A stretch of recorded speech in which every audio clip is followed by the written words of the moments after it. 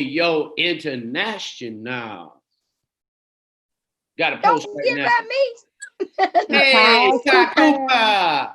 Ty Cooper is in the house, glowing in that yellow. Tied in. Tied in.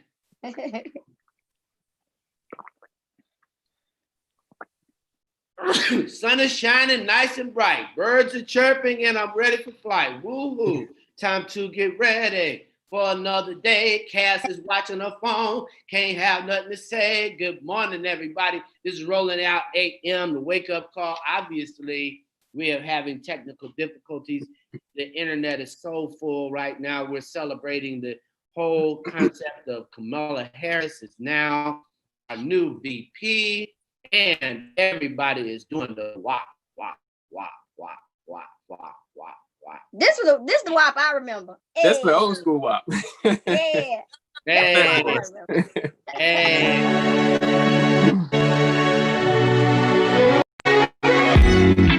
The sun is shining, nice and bright. The birds are chirping, and I'm ready to fly. Time to get ready for another day. No one can stop us. We gon' learn to play. Every day we learn and play. We do our best, so we'll be great. You do your best, and I don't mind. So let's get ready. Cause it's about that time. Good morning to you. Good morning. How do you do? Good morning. Time to be great. Good morning. Time to wake. Good morning. Your dance and play. Good morning. So start today. Good morning. Open your eyes. Good morning. Reach for the sky.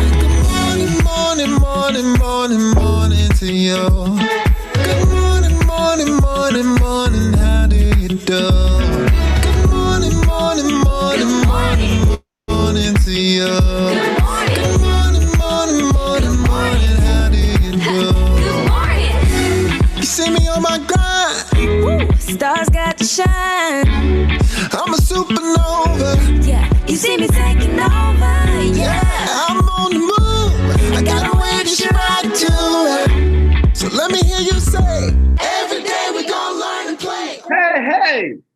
All right. What's going on? Rolling out 8 a.m. How you guys doing this morning with Romeo International? Ty Cooper Cass in the city and AR Shaw. What up? Shoot, you tell me. What up? Y'all got it going on.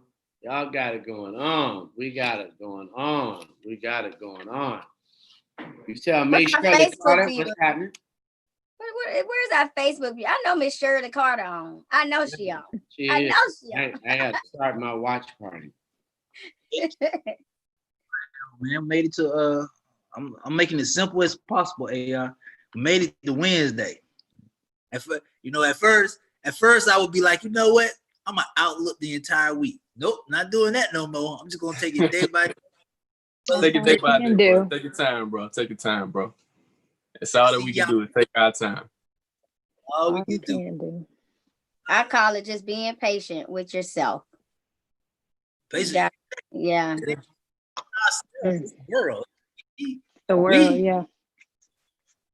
I think we have a good grounding. The world, though, is just everywhere. So right. Good to see you, man. Great to see y'all this morning. Good morning, Taru. We see you over there. You shouting us out. Good morning, everybody. I think the world is having a great time, bro. Everybody, the beautiful part about life is you can just live in today. You ain't got to look at tomorrow. You ain't got to really look at yesterday because this is all you got. You really got to do one day at a time because any other philosophy, bro, will leave you going crazy. You get it right on the head. The presence is a gift, so always remember that. Yeah. Stay in the now. What was the quote from yesterday? A road less traveled. Life is difficult from the start. Cass.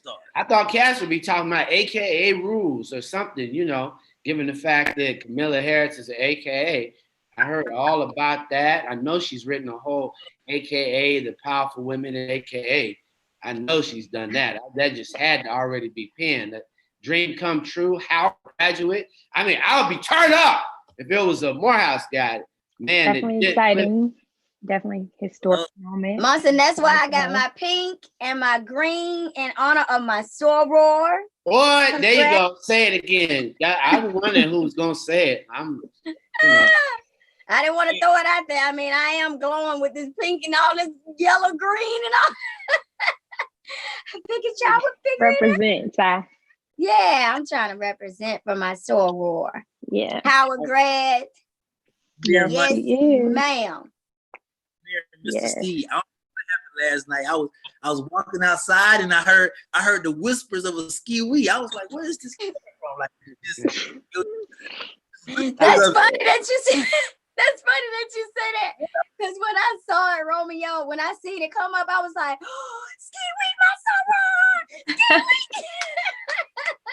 Yeah, the timeline was going crazy. Yeah, I was ski-weeing all over my house. Like, I was so excited. My husband, my honeydew is what we call our husbands.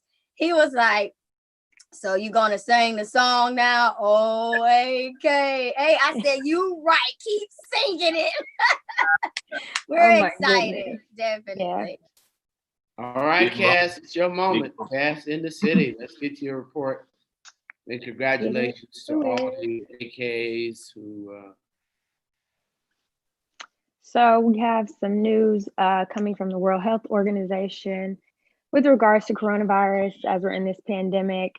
They are now advising, some people probably haven't been going to the dentist, for routine checkups, but they're now saying that you should not, for non-essential oral health care, be going to the dentist because there's not much, news on how safe this is with the transmission of coronavirus, because if they're using these machines that have this aerosol kind of thing, and how transmittable coronavirus is in dentist office. So they say with your mouth being open, you're more susceptible to catch coronavirus.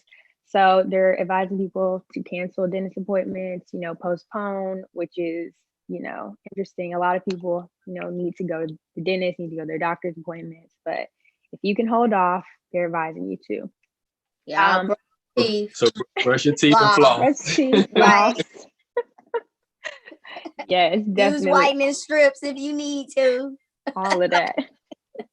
Gotta do it at home. Take care of yourself. Up next, this is super exciting. The Fresh Prince of Bel Air was one of my favorite shows.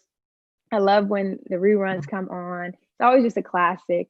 But a reboot is now in the works. So this is a crazy story. A fan, like a mega fan of the show, decided to put together like a little trailer of a twisted version that's about drama that kind of touches on real life, events and serious matters.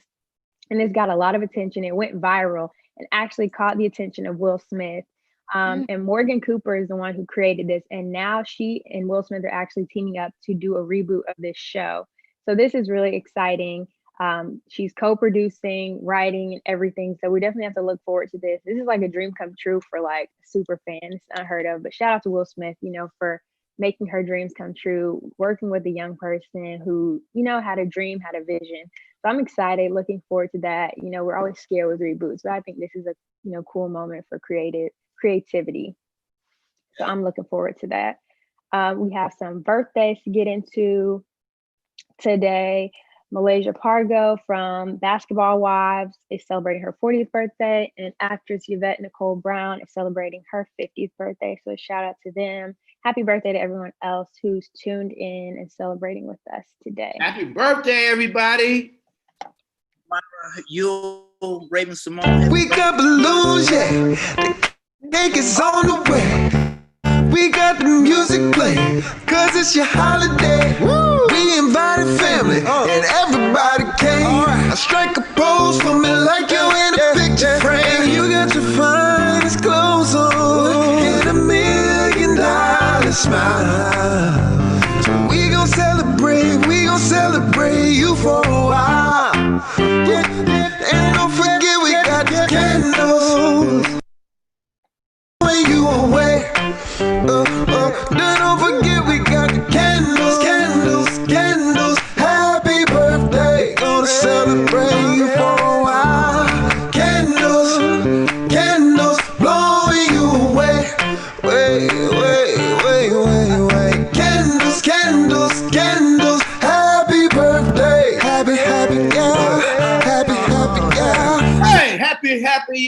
Who else birthday was it? Raven Simone and Myra Hill shouting out from Facebook, man. Happy birthday. Hey, Facebook, thanks so much. What's going on, Barbara Fields? And we definitely can talk about your niece's birthday. Give her a shout out, Romeo. Mhm. Myra, Raven Simone, happy birthday. Raven Simone. Samaras. Is that how you pronounce that? Did I get it right, Barbara Fields? We'll see when she checks in, man. But everybody on Facebook, Steve Walker, Iris Baker, Jessica Kathleen, your name, Alice Tilton, Anthony Lipsy, everybody's checking in this morning, man. Good morning. We love you guys. We love you. Share it. Definitely share the show, everybody, so people can know. Rolling out AM. We got great news coming in about 30 days. New platform, new big platform for the show. So finally get ready to make it even a bigger transition. So keep you posted. 30 days. Also, there'll be ride sign up soon. So rolling out innovation, digital entertainment. Let's go, Romeo. It's your time. Shine. Romeo social report. It's happening. Everybody who's asking, yes, that's Mocha Brown. She did check in today. So we're gonna start with this, man. Akon was asked about the way slavery is viewed in Senegal. Now, the West African country where he spent most of his childhood. He claims Senegalese, I hope I said that right, no longer think about slavery because they have overcome its horrors, unlike African Americans.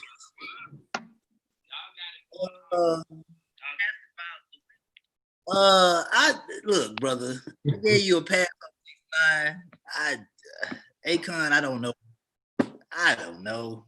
Amir, he's smiling like I already know somebody about to tell this. No, my thing is this, man. I always say research. If you don't think you understand a subject or you're not really familiar with the subject, you might want to research it before you actually comment on that subject.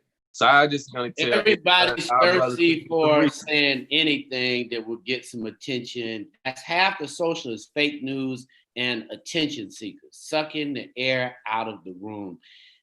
It's like, don't even suggest that. And the sad part is it lets people who don't know any better go into fake news. Why have we gotten into fake news business? You know, it's just crazy. Shout out to Kevin Cooks out of Philly joined us on Facebook. So shout out to Kevin. What's up, Dwight, for joining. We really appreciate it. All of you guys watching today. What else you got, Romeo? I'm gonna get to the next one now. I consider myself a genius, Ty. You know, GPA is high. I do know that 1 + 1 = 2. Well, apparently, Georgia High School Sports Association confirms there are 866 positive coronavirus cases since athletics have began practice June 8th. Now, like I said, I'm a very smart young man. So let me put this together. If the NBA is in the bubble, if there are no patrons at the baseball games, if football don't know what they're gonna do, if college football is closing down sports for fall, high school, what do y'all think y'all gonna do? What do y'all think? All the kids got coronavirus. Sound like they play football in Georgia. Goodness gracious. Man, you know what's so crazy? I listen to NPR. Cats be getting on me for listening to NPR. But I was listening to NPR, and actually it was a guy who was from the Georgia High School Association athletic department, and he gave up a whole list of why they should play football in the fall. You know, he's like, yeah, we're going to keep the players safe. And he had this whole thing about how he's going to try to keep the players safe. I'm like, okay, how can you stop droplets from reaching one person? They got on masks. They got on masks. It's so crazy, man. So it's like, you know, in certain states like Texas and Georgia and Florida, like football is like king. Like high school football is almost like an industry. And so these people, they don't even know how to act without. They don't know the concept of to live without football because it's a big sport in the South. But you're right, Romeo. Unless it's a bubble, it can't happen. So I got a surprise for you, Amir. I got exclusive footage of Ty and Cassidy going to vote now that they heard that Kamala Harris was gonna be the VP. I got exclusive video. Play the Wait a minute.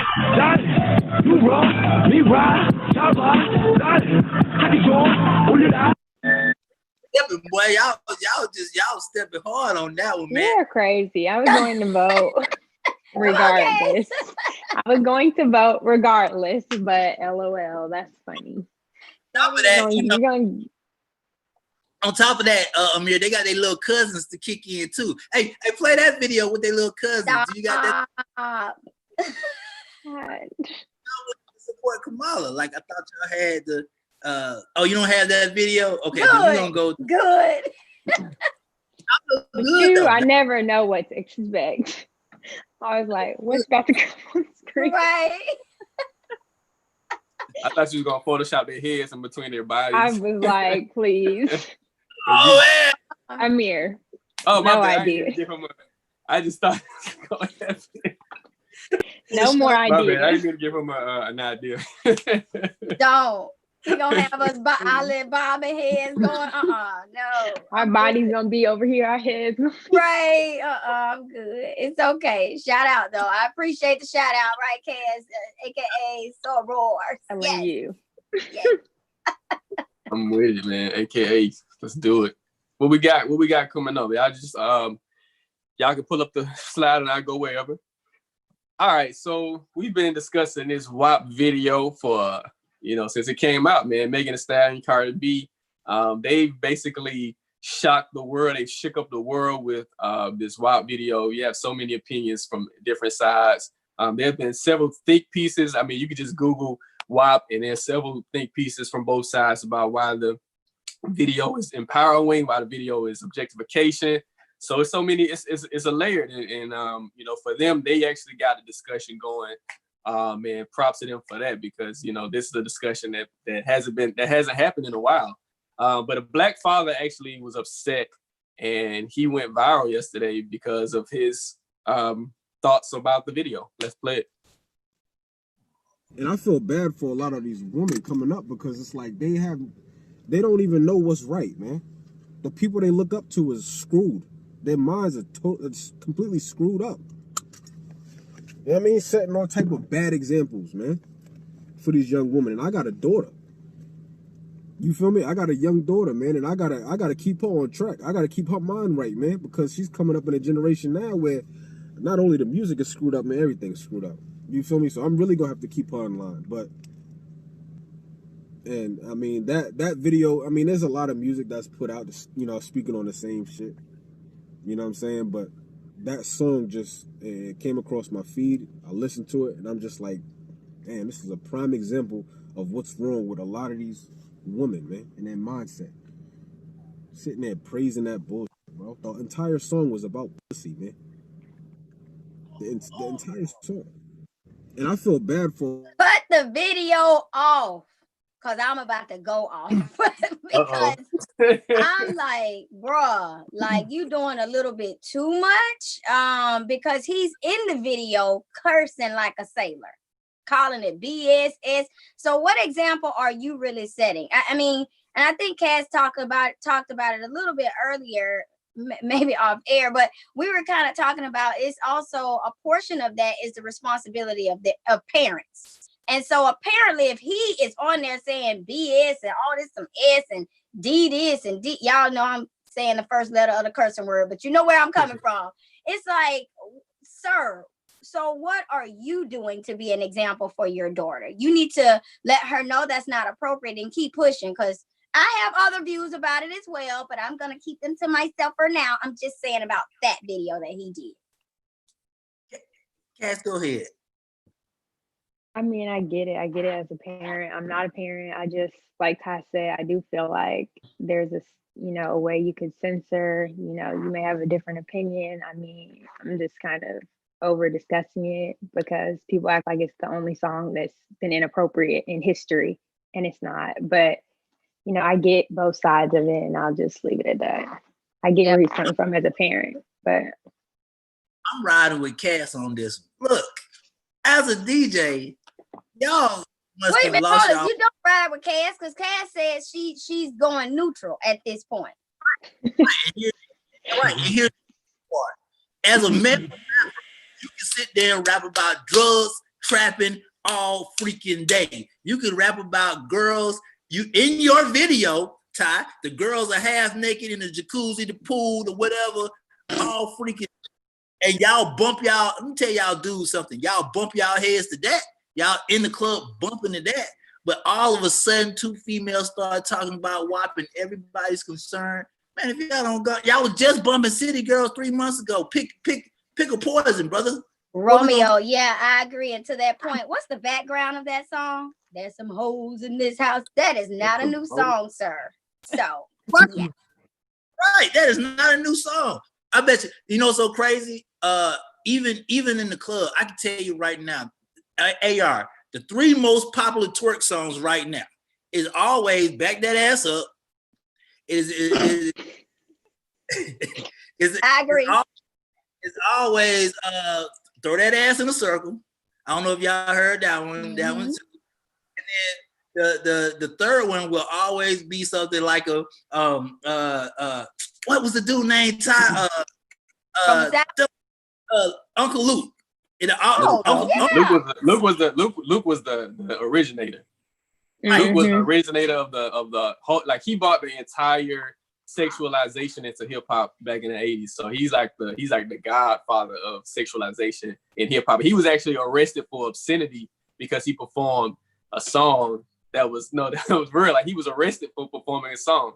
And because he took it to the Supreme Court, he actually changed the course of hip hop, because once he took it to the Supreme Court, it was like they ruled in his favor that he was using his First Amendment rights. And so that's why you have language like you have in hip hop because of Luther Campbell. So they had videos back in the day.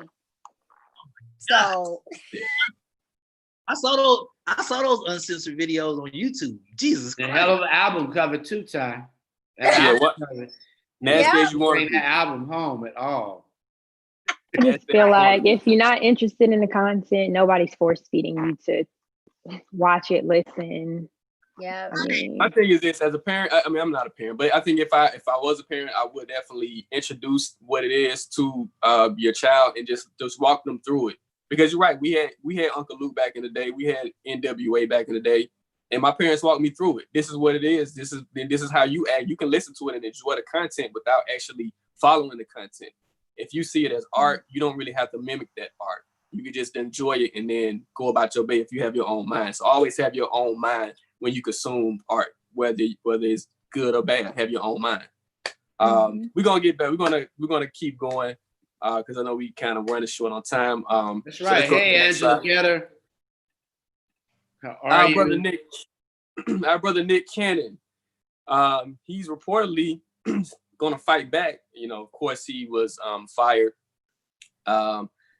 because of his statements on Cannon's class, and of course, that's Viacom. They discontinued his show Wild and Out, and so reportedly he's going to sue Viacom for $1.5 billion. And he's saying that, you know, that's how much he thinks the brand is worth, $1.5 billion. And he said he's going to use the money to, if he wins the lawsuit, he's going to use the money to give back to different communities, things of that nature. So we're going to follow this closely because it's been an interesting summer for Nick. So we're going to see what happens with Nick in this lawsuit. But let's go to the next slide.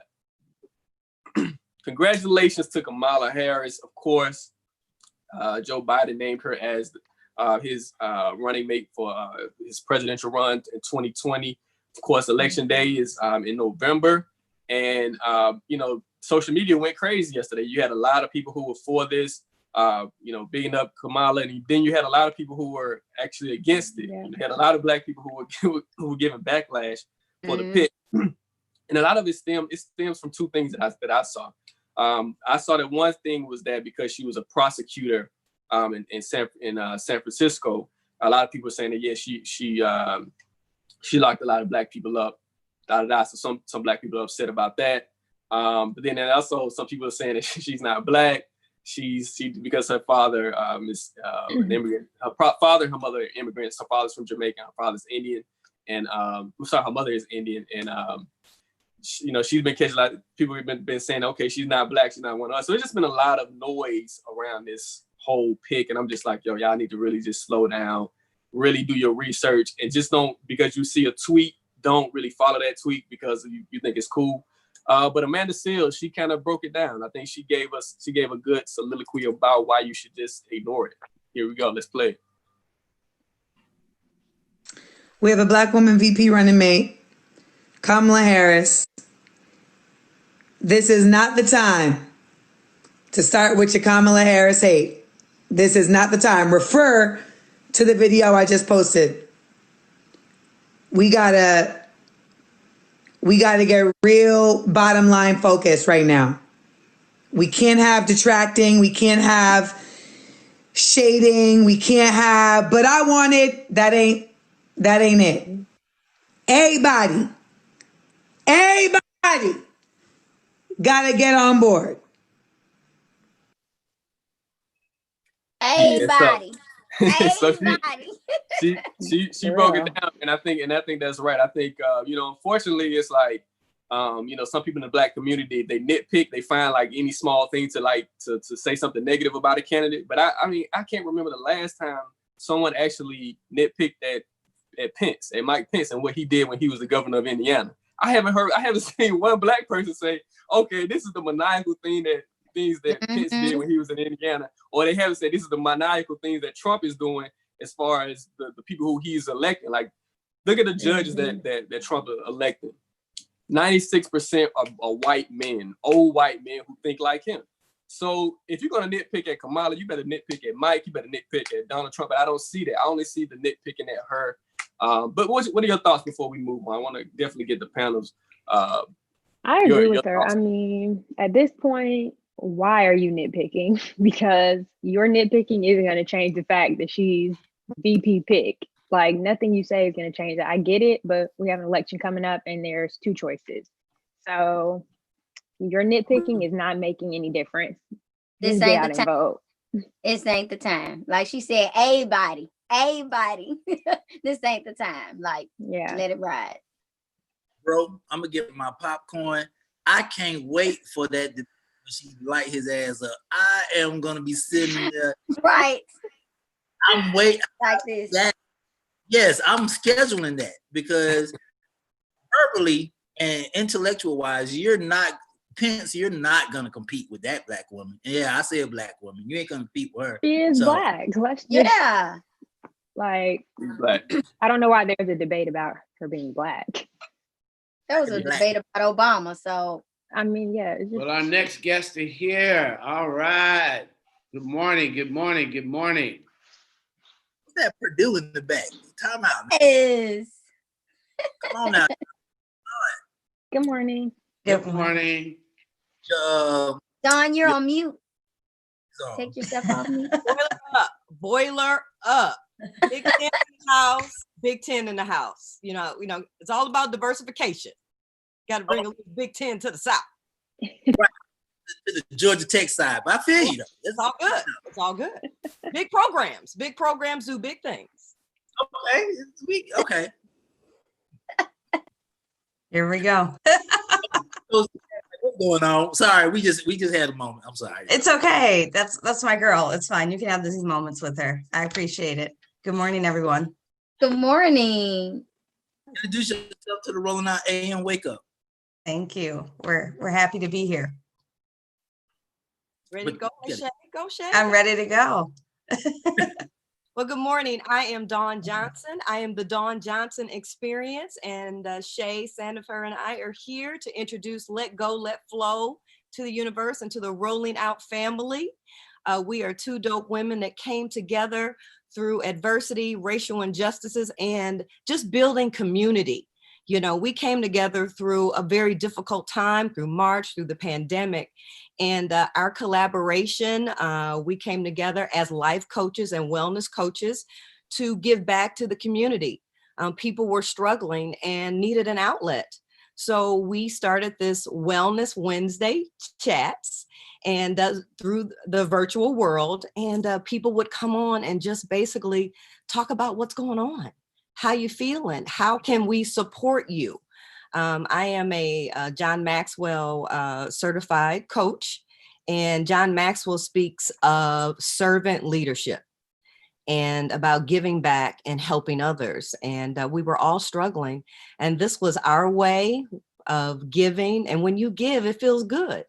And it lifted our spirits as well as, you know, we are all gig workers, right? I'm a life coach. You know, many of my speaking gigs were canceled.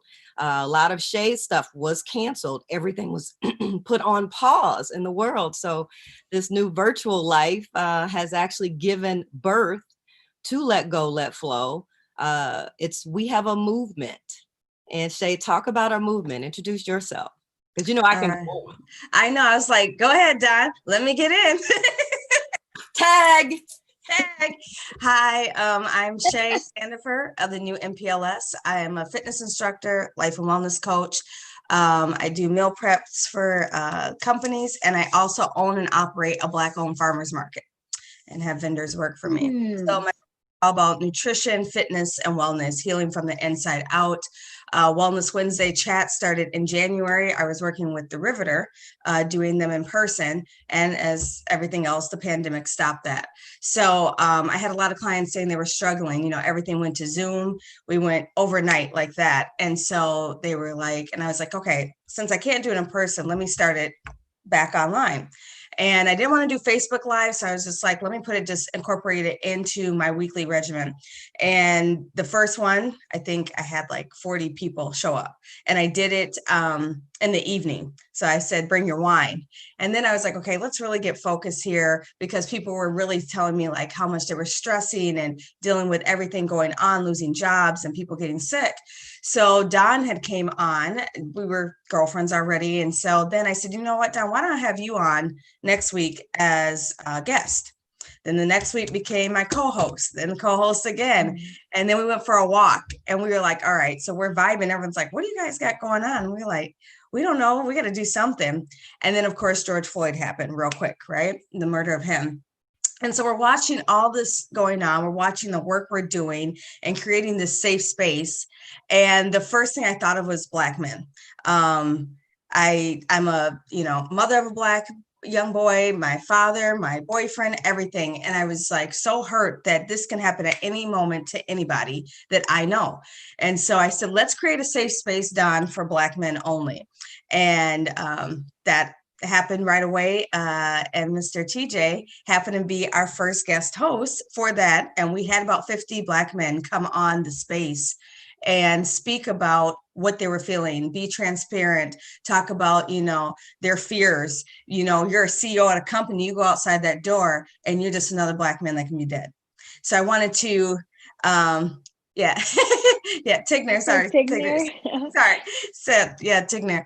But we really wanted to create a space, but then also the work Don and I wanted to do was that ally to accomplish work, was that anti-racism work with white women. Come to us, let's come together instead of always, clash of the titans.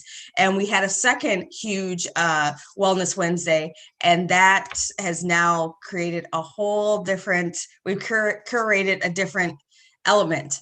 And the white women are showing up. They are showing up. They are ready to do the trauma work, because that's really what it is. It's trauma, that's coming through. Trauma and mental illness. Mental illness, yes, which we are talking about later today. Right.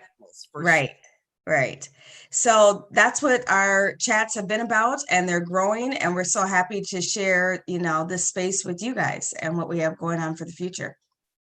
Well, I'm gonna let the lady. You guys talking about men and open up about their feelings and stuff. Ty. Men can open up about their feelings too. It's okay. This is a safe space. Like this. That's incredible. You made a good point that caught my attention, right? How you said things happen so quick, and it seems that it's happening daily. Like it's not even. Yeah. Not even a one day equals a month. That's how I feel right now. Mm-hmm. Yeah. People don't know how to. People don't. To be honest, I'm not gonna say just men or women. People don't know how to express themselves or let go of themselves, because Thursday might turn around and and the sun might not decide to come out. But then Friday might come out and fish are flying. Like the way the world is right now, like Right. really Hey, I agree. I agree. Every day is something new. I completely agree. So Yes. can you tell us about like what type of topics that you all do discuss? Because I know a lot of the times I have girlfriends, of course, that I call just to check on right now because we can't really see each other. So Right. can you kind of share with us, some of those things or topics that you all do discuss? Yeah, so besides the work for Black men and white women, we're also like today we're talking about anxiety, depression, colorism. Colorism was a huge one. What was that, about 2-3 weeks ago, Don? That was huge. That, that scratched the surface for everybody. You had Black women and white women saying things. I think Don had to correct somebody on there, like, slow your roll, because we want to make sure when these spaces people enter it, they realize most of y'all need to listen. That's the problem. Mhm. White people need to listen right now. You just need to sit back. You've been talking for 600 years. Just sit back and listen. Did you add a couple? I did. Got that Black woman fun. That's Because Romeo said every day feels like a month. So it felt 400, feels like 600. I was just adding. Yes. But seriously, Right. though, like, these deep things, we're going to be talking about divorce. We're going to be talking about going back to school and all of us parents teaching online and running our businesses. So there's a lot of things that, we want to touch on, the things that people don't want to talk about, the things that we've been brushing underneath the rug. And now we need to speak about that. And so what I have loved about this space, and the community keeps building. So now it's like a whole word of mouth thing, right?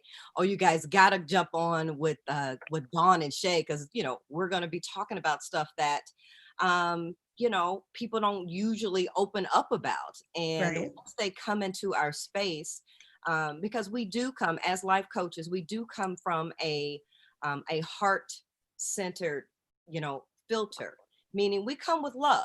And Right. so when you lead with your heart, which is where all the authentic magic comes from, your heart, and out of your head and out of your ego, Right. I'm not making this about me. I'm truly making this about love and understanding and bringing people in and being inclusive. And so even with the dynamic of building this community, it's a community that's crossing over Black, white, men. I mean, it's truly building as inclusive, which is super dope. It's Right. not always all Black women. It's not always all white. I mean, it truly is. We'll look up and like, well, who is that? Well, who are you? And how did you hear about us? And it's been just amazing. And it is super dope of two Black women who absolutely, unequivocally love Black men. We are not going to Yes. allow anyone Yes. to ever come in our space and talk bad about our people. And we don't talk bad about Black women either. Oh no, not even a little bit. Everybody is valued. We value Black men. We value Black women. We value those relationships. And you will respect that camaraderie that we have and that love and passion we have for our community. So I want to ask you guys, because you're going to be joining us weekly. So we're super excited to announce that on Wednesdays. But what can the audience look forward to next week? What kind of topic are you guys going to touch on next week when you come back to join us? I think what we've decided is like today on our Wellness Wednesday at noon here Central in Minnesota, we are going to touch on anxiety. And so what we just plan on doing is extending that conversation Right. onto your format the following week. So we've already kind of run through it. We bring on, not every week, but for the most part, we are trying to engage guests. And our guests usually, we're trying to launch, give other opportunities to other Black people, in this space to give them exposure. Today's guest is a young mental health therapist who's only 30 years old. I mean, she's very new in her career path, and she's super excited to get the opportunity to come on and be able to utilize her gifts in this format, because it's all about this new virtual world. I mean, it is limitless to the amount of exposure we all can have to launch our programs, to launch, new ideas and thoughts, and to be super inclusive. I mean, we can get people from all over, and which has been really great and very fulfilling for Shay and I as we continue to work our other businesses, outside of how dope Let Go, Let Flow is. Are those your dope earrings you got on, my girl? Yes. Yes. Yes. Yes. Bringing it to us this morning. Yes. Yes. But we want to make sure that, majority of our speakers are Black, to give them that space that other people do not.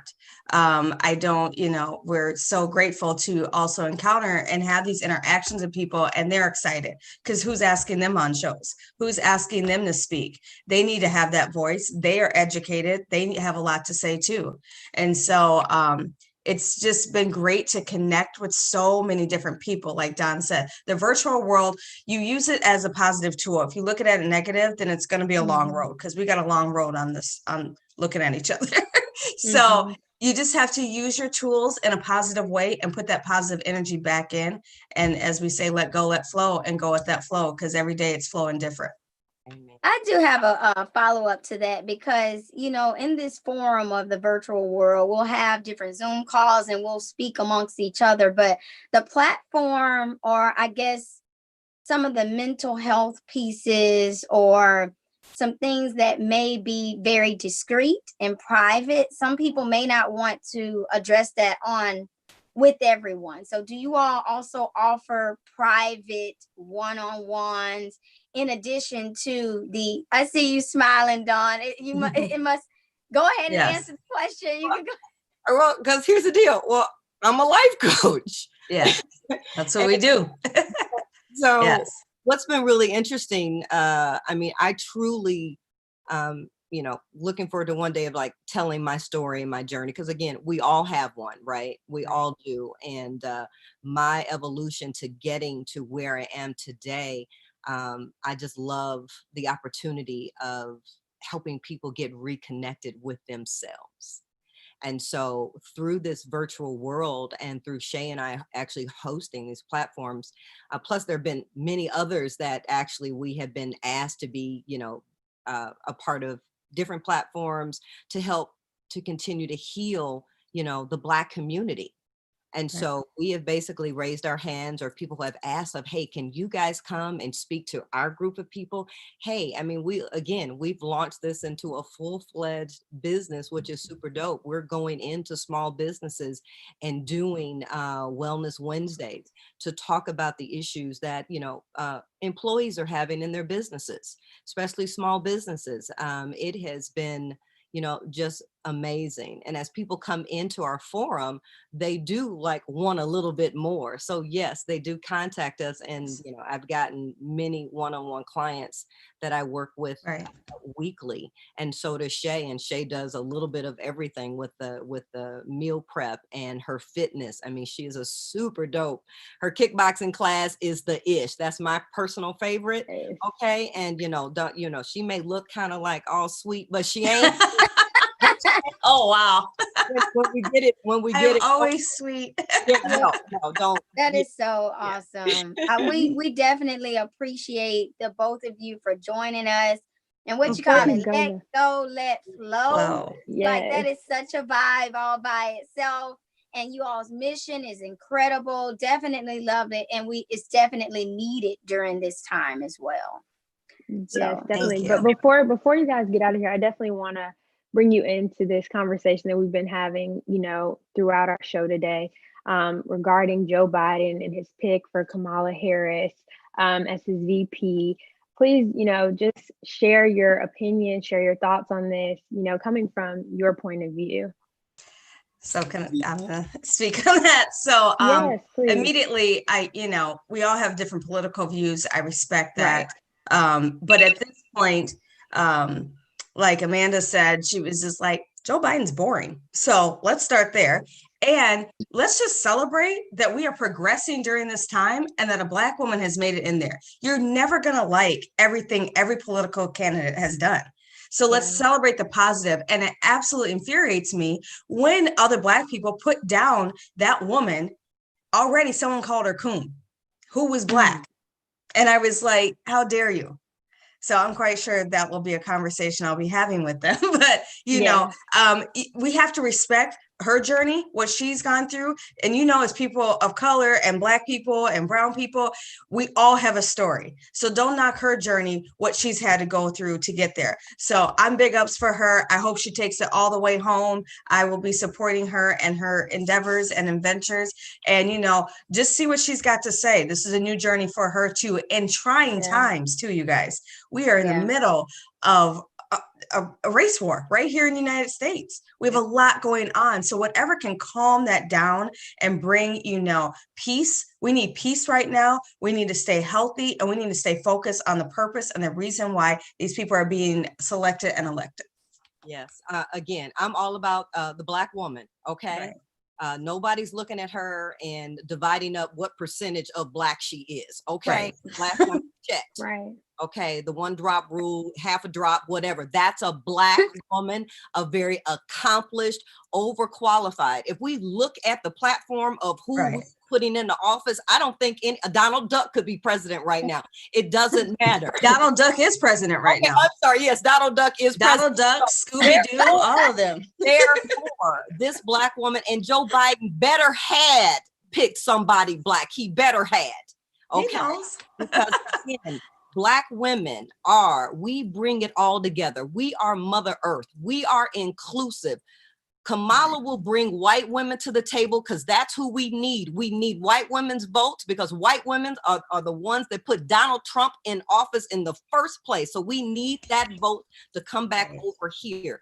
So I am super fired up about that Black woman. No one is, we're going for everybody's neck who tries to go for the Black woman. Okay. Right. Amen. I hear that passion. We can see the veins of passion. Yeah, we're fired. We're ready. It's early. Not accepting any slander of Black women. I love it. And no one should. And if you're white and watching this, you should not.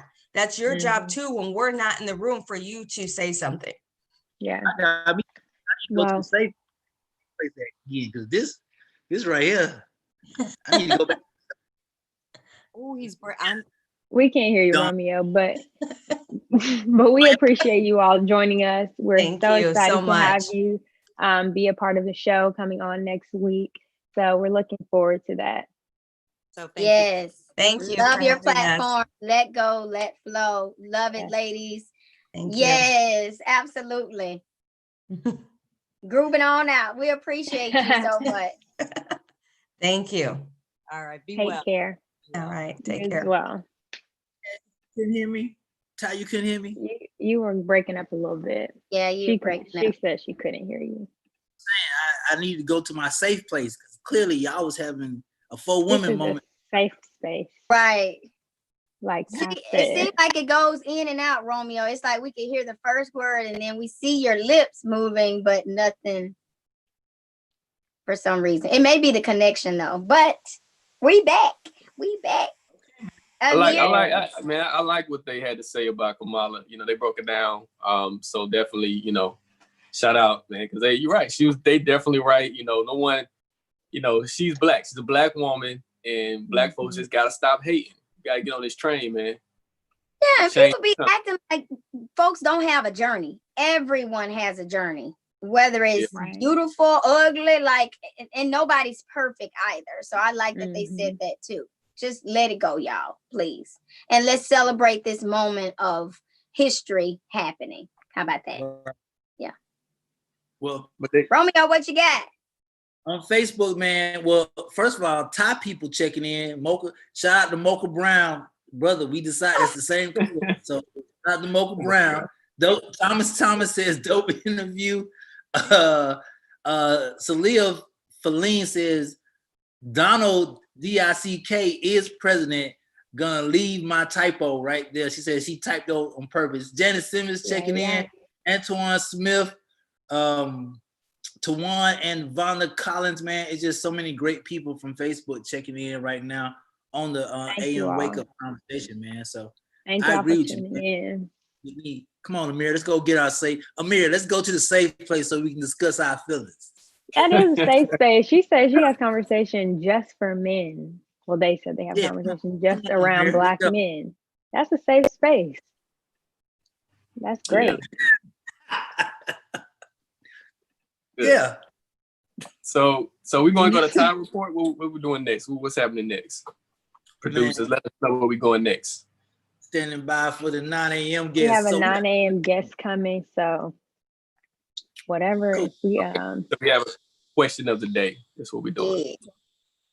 So the question of the day, I'm mad they couldn't find my other video for Ty and Cassidy, man. I was so excited.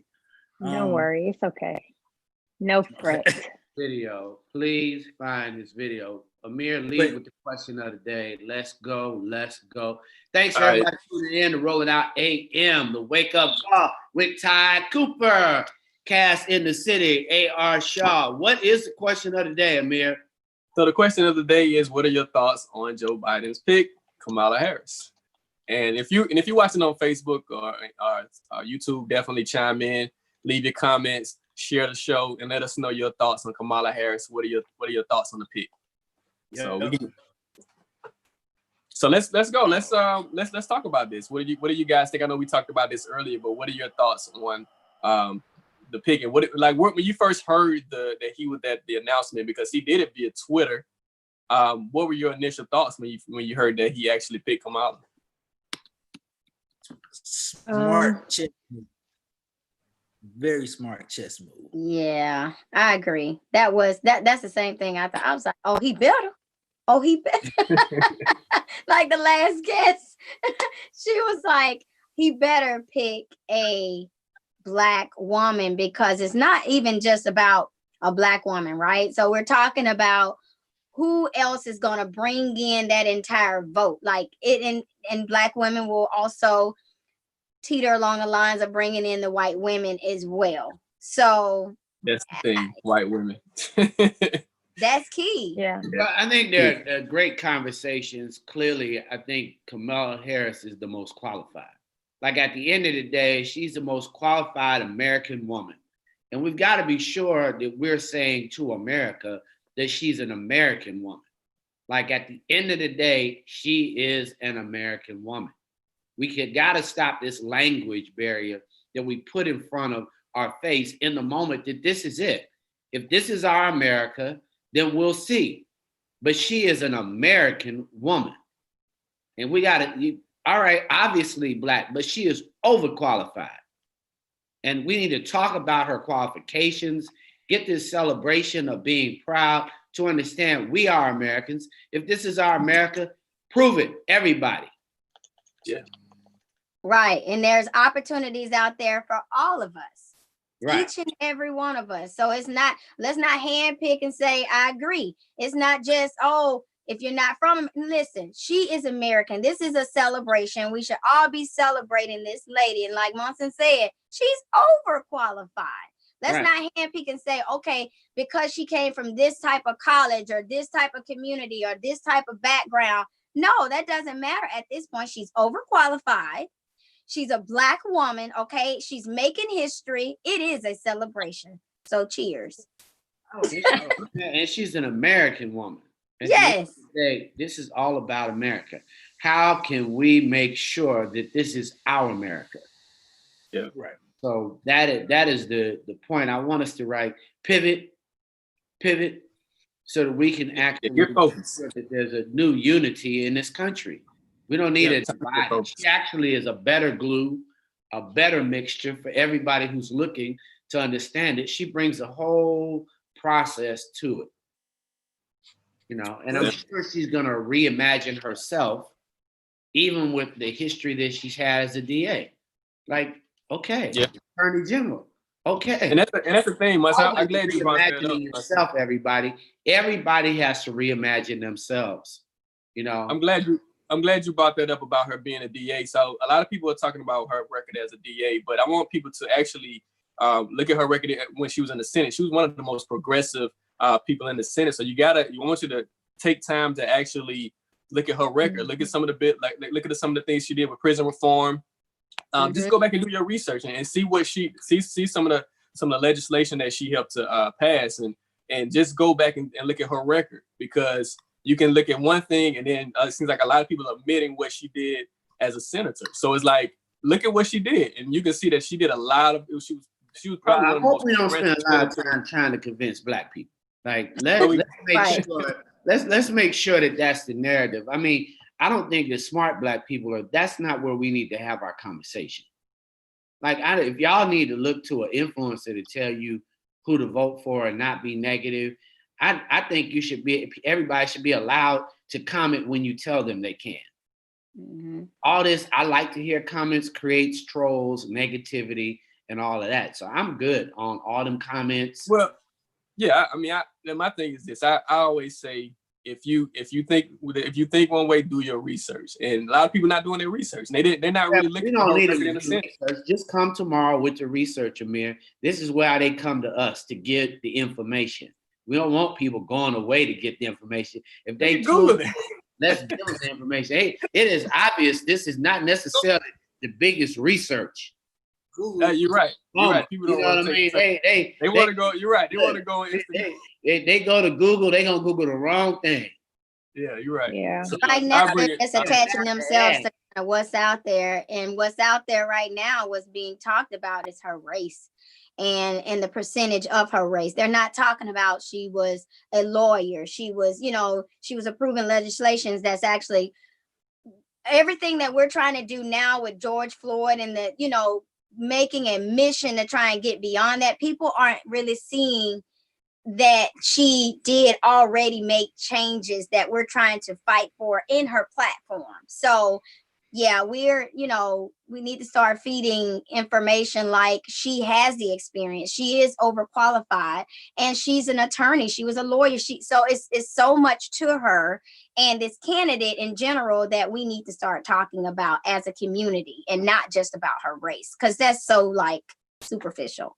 And it's not important. That's the place that they want us to get stuck. We can't get stuck having a narrative that does unite these United States. Our conversation needs to be uniting this whole country together so that we can really deal with this COVID. We can really deal with international policy and get this country back on its feet. It's in the toilet right now. And everybody in America should want to get out of the toilet and stop swimming in its hatred. I mean, like the conversation can't be, well, don't be negative. I don't care about y'all negative.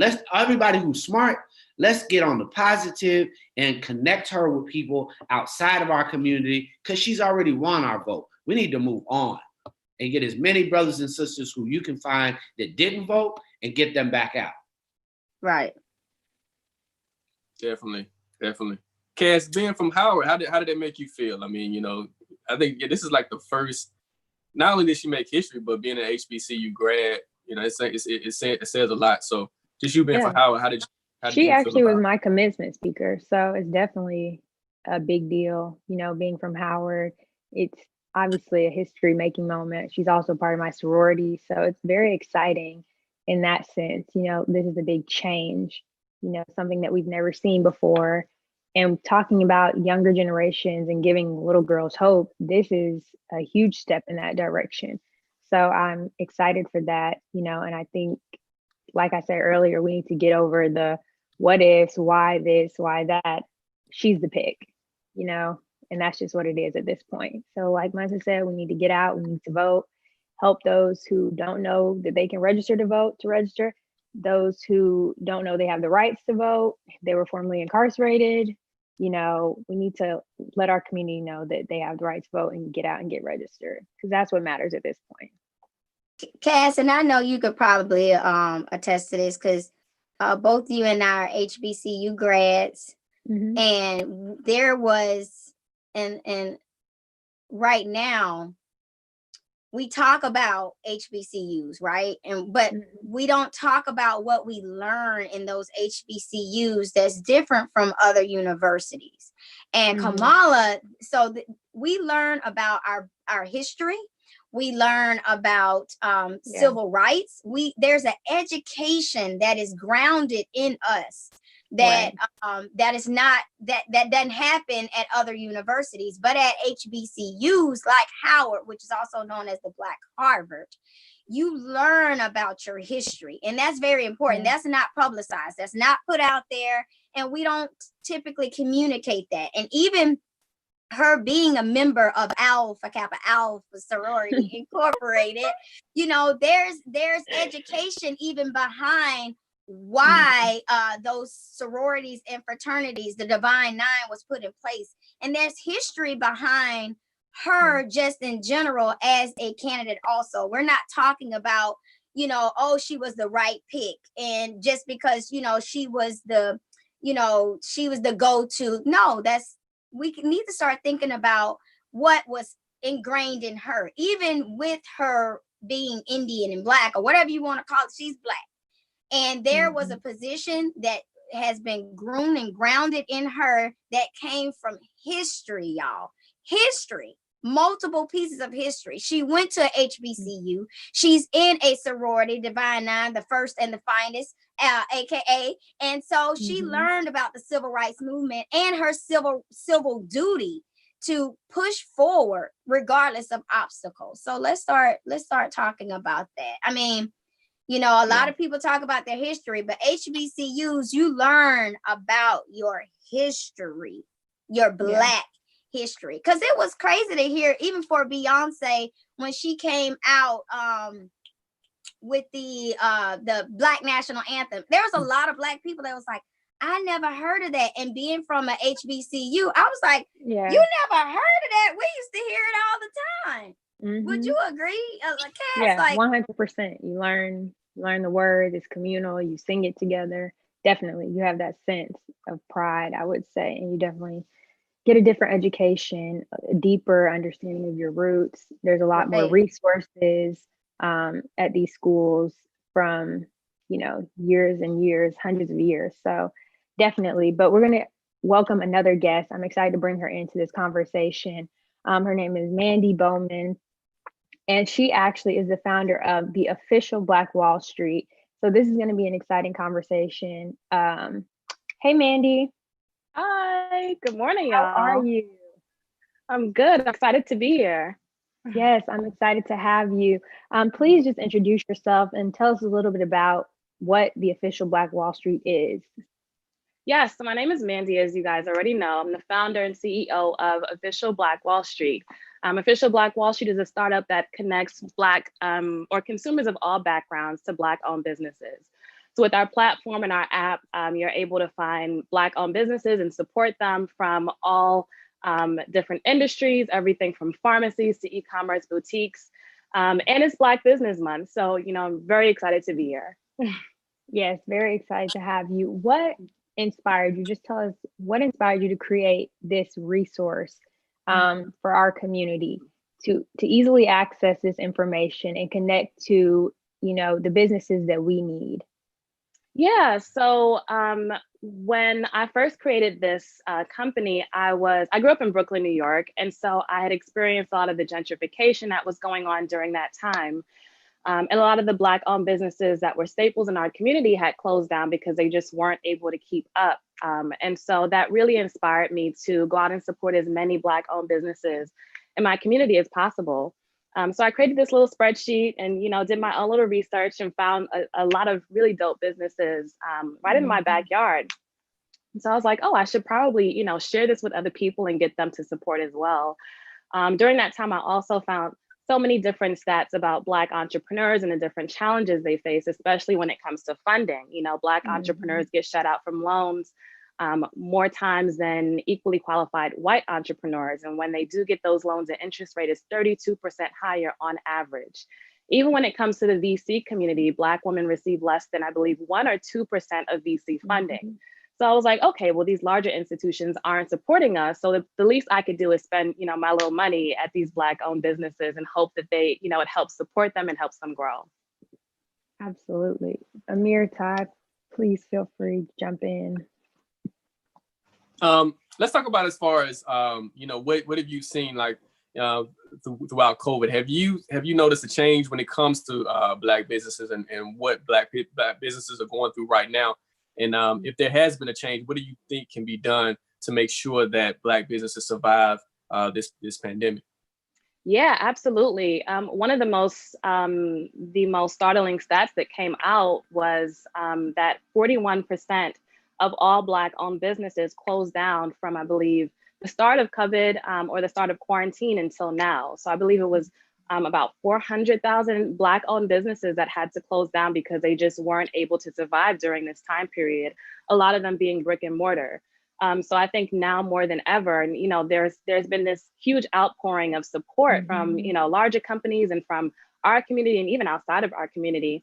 And I have seen I've seen that uptick whenever there's this incident of police brutality that happens in our community.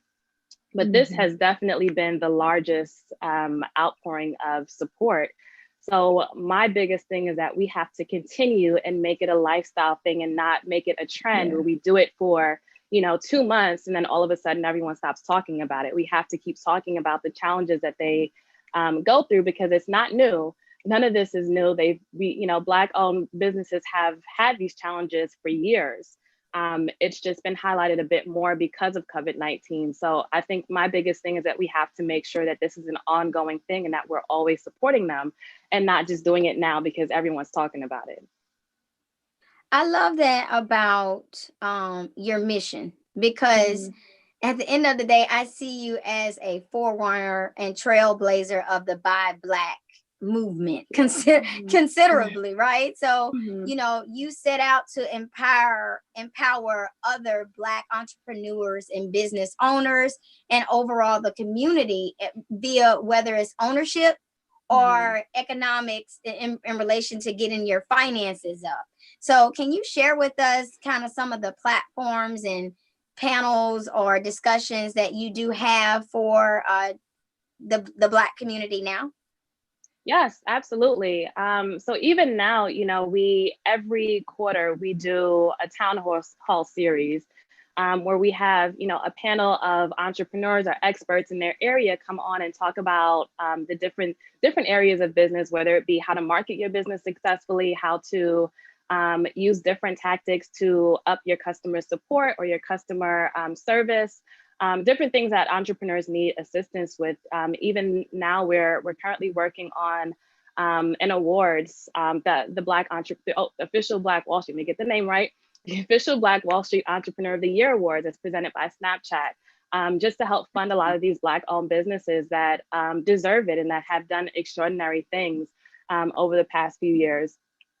So we definitely, try our hardest to support entrepreneurs any way that we can, whether it's giving them exposure through the app and through the website, or providing them with grants through the awards, or just giving them the resources and the skills that they need to continue to grow their business. Definitely. I want you to elaborate a little bit on this award and how, this is a $30,000 award that a Black entrepreneur or multiple. Just explain a little bit more about this and how people can apply and have the potential to win. Yeah, so I'm so excited about this. We just launched for August, of course, because it's Black Business Month. And so we partnered with Snapchat to give away up to $30,000 for Black entrepreneurs. And so we have 3 awards that we're giving away. The official Black Wall Street Entrepreneur of the Year Award, and that person will receive $15,000. The official Black Wall Street Innovator of the Year, and that goes to a Black entrepreneur who has just done something super innovative and creative to create some kind of change in their community, and that we're giving that person $10,000. And then we have the Social Entrepreneur of the Year Award, which goes to any Black entrepreneur who has done amazing things for their community, whether they open their doors to feed people during COVID-19, anything that has had a positive impact on their community. So applications or nominations are now open. So you can nominate another Black entrepreneur that you know of, or you can nominate yourself if you know that you've been, killing it the past year. So in order to apply, of course, you have to be Black. You have to be in business for at least 12 months and then show that, we wanted to open this up to people who have, whether you've been negatively or positively impacted by COVID-19. We know that there are rockstar entrepreneurs out there who are doing amazing things for their community and, who might not have that negative impact, but we just want to support them because they've been supporting us. So the applications are currently open from now until Sunday. We have this amazing panel of judges. We have Brienne Garrett, who's from Forbes. We have Imani Ellis from the CCNY or CultureCon. We have Courtney Blout, who works at Snapchat as well. And then we have a serial entrepreneur, Everett Taylor. And so 15 finalists will be chosen by this panel of judges, including myself. And then the second round is we'll have peer voting. So we'll be able to open it up to have our following and our community choose who would be the actual winner for each one of those categories. That's awesome. Thank you. I love So it. You excited know, about there's it. also a app that you have out, Mandy, that is really, really innovative because when the whole Buy Black movement started, it was really hard trying to find a Black business to support. It's like, okay, if I'm only going to buy Black, okay, what grocery store, and the app kind of took all the guesswork out of that for you because it actually lets you know if you're near a Black business. Tell us a little bit about that. Yes, so I'm so excited about this app. We launched in October of 2017, and we're currently working on a newer, faster, completely redoing the app and the website. So I'm excited for our relaunch coming up soon. But with the app, we have close to 6,000 Black-owned businesses listed, and we're growing. And so people are able to get on and, similar to Yelp, search for different Black-owned businesses via category, location. We'll even alert you if you're walking by or driving near a Black-owned business that's listed, and people love that feature. We get so many comments and emails from people who are like, oh, I was going on this road trip and I love hearing my phone ding, to see that there's a Black-owned business that I can stop by. Or people who are like, oh, I was driving to brunch and then our phone went off, so we did a U-turn and went to this business instead. And so people really love that feature. We have everything listed from Black-owned restaurants to e-commerce boutiques, pharmacies, grocery stores, anything you can think of, and we're growing. So I'm so excited about it. That is awesome. Is there, a way that people can submit themselves to be on your list, or how does that process work? Yes, so you can apply to be listed. You would just go to officialblackwallstreet.com/join, or you can just go to our website and click on the Get Listed button. And then there is a quick application process. We just want to know more about your business and then, to prove Black ownership. And then you'll be listed on the platform. It's currently just a one-time fee of $50 and you're a member for a lifetime after that. That's awesome. I love that. Yes. And before you get out of here, where can people apply for this, this award that you have right now and submit themselves or submit another business? Yes, so you can go to officialblackwallstreet.com/OBWS awards. All right, well, we appreciate, Mandy, you coming on. Be sure to add playfulgenius.co. Write that down, Mandy, playfulgenius.co, so that we can make sure that we have our books and toys and educational toys that we make on your site. We're really proud of what you're doing. You are an example of Black excellence. I mean, we are so proud of the next generation of young women that are leading us to a better reality and solving a problem that many of us couldn't solve for ourselves. You're doing it. So big ups to you, the fact that you're connecting. We really want to see you at RIDE, our conference. Tell my brother Everett, we're always proud of him and everything he does, but we really are, you shine bright for all of those. So I'm looking at another Kamala Harris. I'm looking at another great young woman who is making a difference in how our community sees themselves. So I love it. I love it. I love it. And continued success. Thank you. You got me over here ready to tear up. Thank you so much. I Thanks so much appreciate it. for tuning in, and thanks for giving and thinking about how to love our community and give them access to capital and access to increasing their increase that God wants them and is working through you. So thank you so much. Oh, thank you so much. And thank you for having me and supporting. You got Thank it. you, Mandy. Thanks, everybody. We're watching Rolling Out AM, the wake up call. Don't forget to support Mandy and her organization. She's big. She's definitely growing, and she's doing something that serves our community. That's allowing us to take our $1 trillion and circulate it in our community. So nominate people, support her so that her success is our success, everybody. Rolling Out AM, the wake up call. We got more coming to you. Welcome, welcome, welcome, Janice. Thanks so much, Mandy. Love you. What's going on? Ty Cooper? What's going on? What's going on? You tell me Kamala Harris is going on. I tell you Kamala Harris is going on. What's going on? Janice Mathis, NCW, the largest Black women's organization in the country, CEO. Hey. Hey. It's a pleasure to be here this morning. It's a good morning. Great morning. You all took to the Capitol and lobbied for Black women to definitely get this nomination and this nod. What's the impact? The only building owned in DC on Pennsylvania Avenue is owned by Black women, and that is owned by NCNW. Ownership matters. Leadership matters. Black female excellence has mattered for how many years, Ms. Mathis? 85. 85 years. Woo-wee. That So deserves join. If you haven't decided what to do, if you decided you want to be a part, there are chapters near you, and they are definitely rallying. They're rallying for the census. They're rallying to get out the vote. But tell us, Ms. Mathis, what is this moment? This is a huge moment for us. I think when historians look back on this moment, they will say, now there's one less thing that stands in the way of African Americans and Black women in particular making their full contributions. You know, for so long, Munson, we have been wrestling people to the ground to get them to do what is in their own best interest. Joe Biden didn't need a whole lot of persuasion. You got a woman who had 80% name recognition.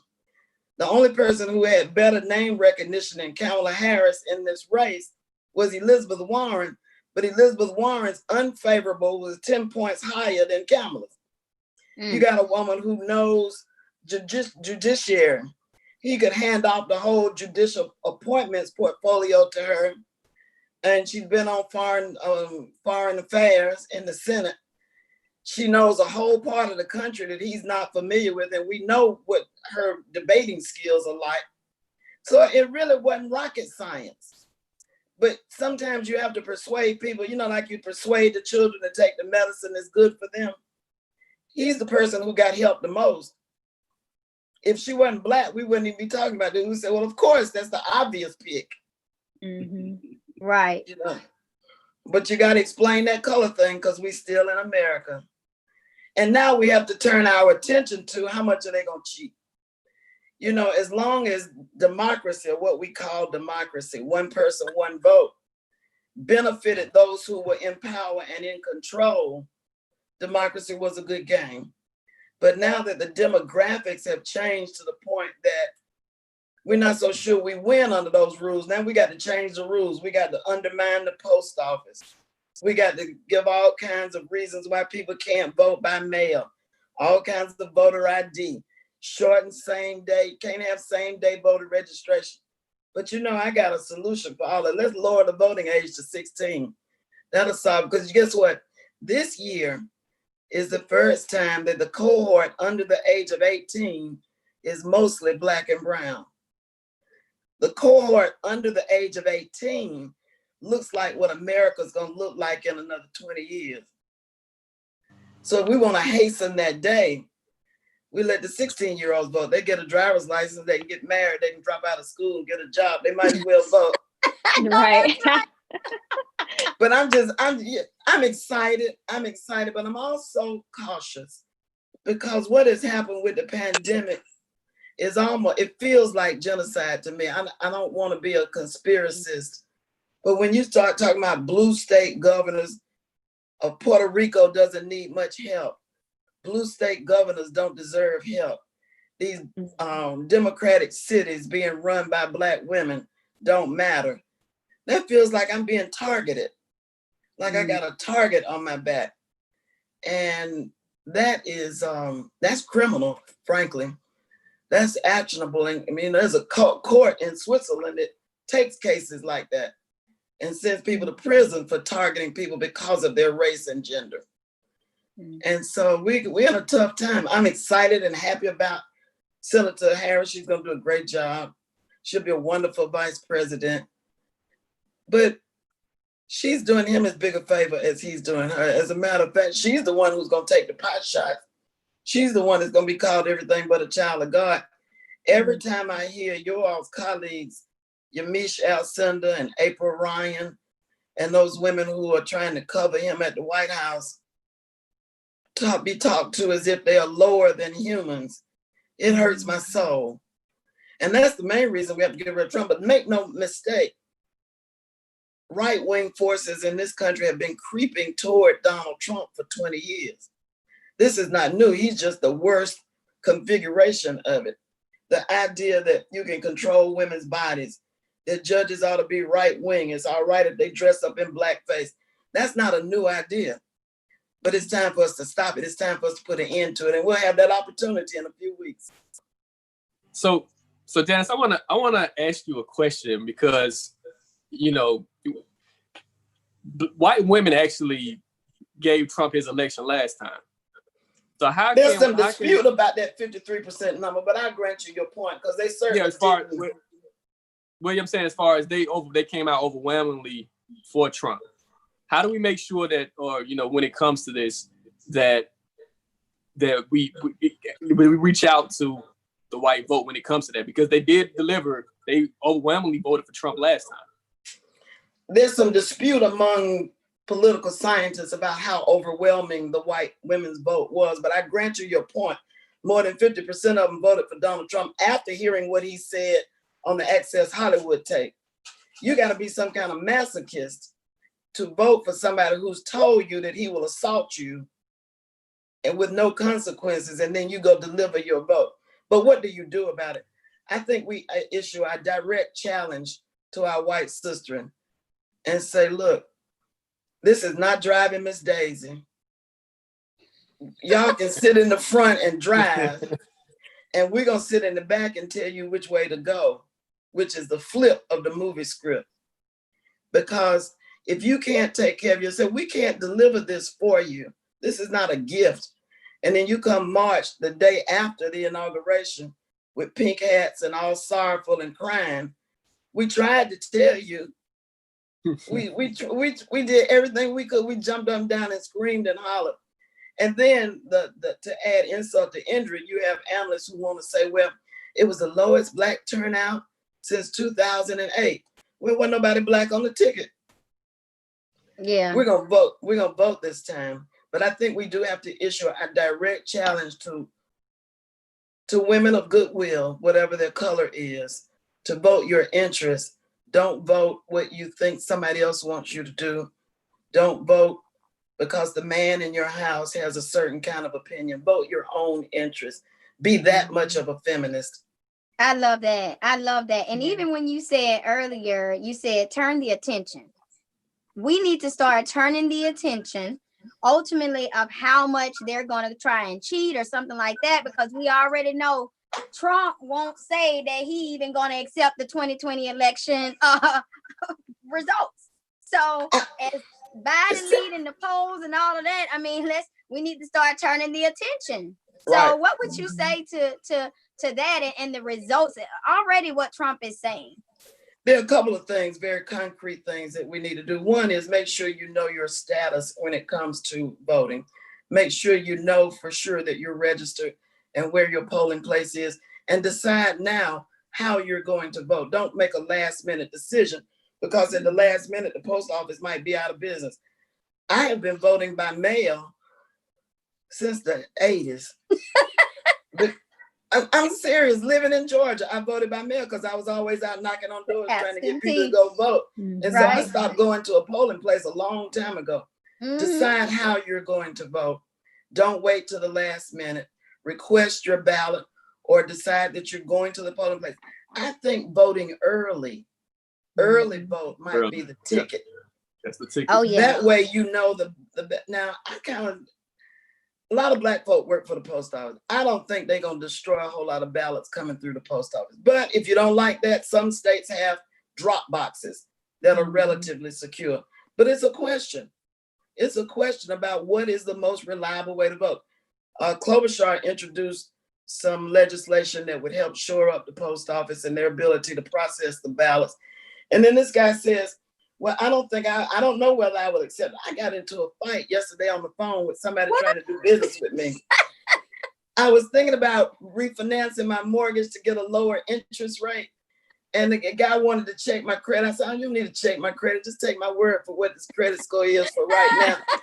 And he said, well, we don't know what the interest rate's gonna do. I said, well, the interest rates ain't gonna do nothing between now and November because they're gonna manipulate the interest rates to make sure that they stay stable. Go ahead and educate between him. now and November. Ain't nothing gonna happen. He's talking about, well, we might not even have an election. I said, you know what? I got to get off the phone. Because if that's the way you feel about it, I know I can't do no business with you. Right. But there are people walking around here thinking that coronavirus is a hoax, that we may not have elections in the fall, that, have you all heard of this? What's this conspiracy theory that's going around?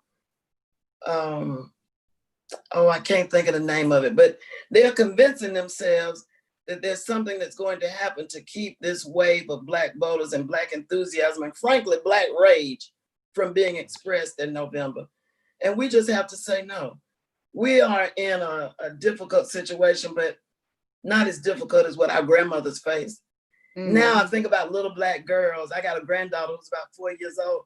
She won't know a time when a Black woman couldn't be vice president of the United States. That will be her reality. And that's worth something too. Frankly, the only thing the president does is fight war and appoint judges. We could get along without a president if it wasn't for judges and foreign policy. Come on now. The number one criteria that people look for in elected officials, legislative ability. That's what the research says. And so we put a lot of grandiosity around this one office. And it is important, it is historic. But in terms of our day-to-day lives, what goes on over there under that golden dome at the Georgia General Assembly is where the sausage gets made. Every federal dollar spent in Atlanta first goes through the Georgia General Assembly. And having observed that process up close, your transportation, you wonder what's wrong with MARTA? That's under the Golden Dome. You wonder what's wrong with the schools.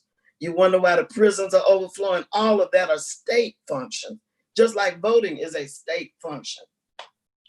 Oh, we got another guest joining, so hold tight, Miss Mathis. Don't I'll go be quiet. Don't say no more. No, don't be quiet. Mondale Please to educate continue. us. Bring on Mondale when you get a minute, but we really need that education because this is that moment.